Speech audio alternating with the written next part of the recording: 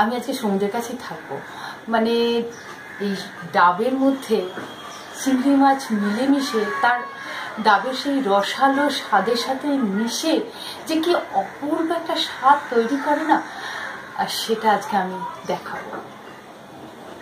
আমার বাবার মামার বাড়ি চট্টগ্রাম, একদম সমুদ্রের ধারে। তো বাবা তো ছোটবেলায় প্রচুর খেয়েছেন, আমাদের বাড়িতেও প্রচুর নারকেল গাছ, তো সেই জন্য আমার বাবার তো একটা ভীষণ ফেভারিট। তো মাকে শিখিয়ে দিয়েছিলেন কিভাবে তুমি ডাব চিংড়ি করবে। আর বাগানে কাঠের উনুনে, তখন তো তন্দুর ছিল না, তো এইভাবে কাঠের উনুনেই বা মা করে খাওয়াতেন, আর আমি না এইভাবে ছাদে বসে লুকিয়ে লুকিয়ে খেতাম। আসলে আমার এটা খেতে খুব ভালো লাগে। আমি তো চট্টগ্রামে জন্মাইনি, বাবার চোখ দিয়েই চট্টগ্রামকে দেখেছি, আর সেই স্বাদ আমি এইভাবে অনুভব করি। যারা উপর বাংলার মানুষ তারা সেই পুরনো স্মৃতি ফিরে পান কিনা একবার রান্না করে দেখুনই না। ডাব চিংড়ি বানানোর জন্য আমি মিডিয়াম সাইজের বাগদা চিংড়ি নিয়েছি, টাইগার প্রন। প্যান গরম হয়ে গেলে এর মধ্যে গাওয়া ঘি দিয়ে দেবো। ঘি গরম হয়ে গেলে একটা একটা করে আমি মাছগুলো ছেড়ে দেবো।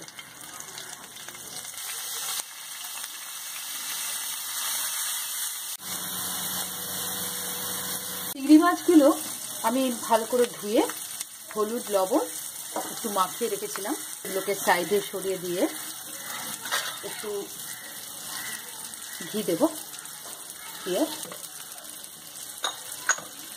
কিউমিন সিড, জিরে,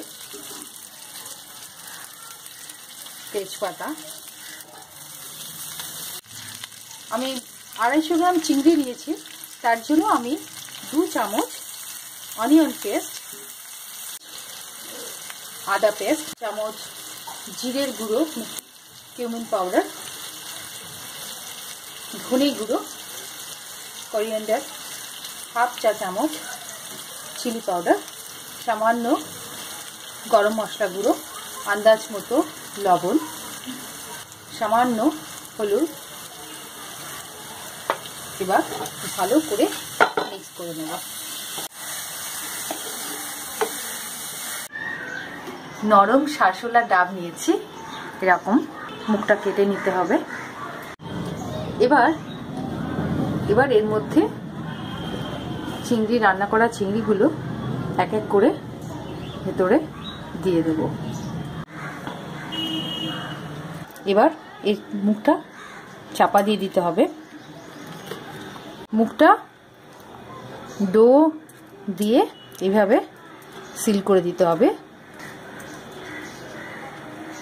ব্যাস, এবার এটা গ্যাস তন্দুরের মধ্যে রেখে দেব।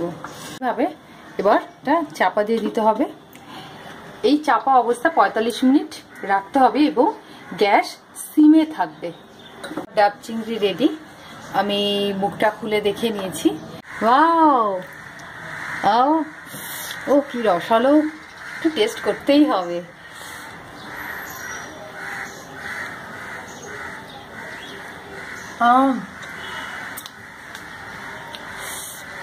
দারুণ, যেরকম ভেবেছিলাম তার থেকেও বেশি কিছু। আমি গ্যাস ওভেন থেকে বার করে নিচ্ছি।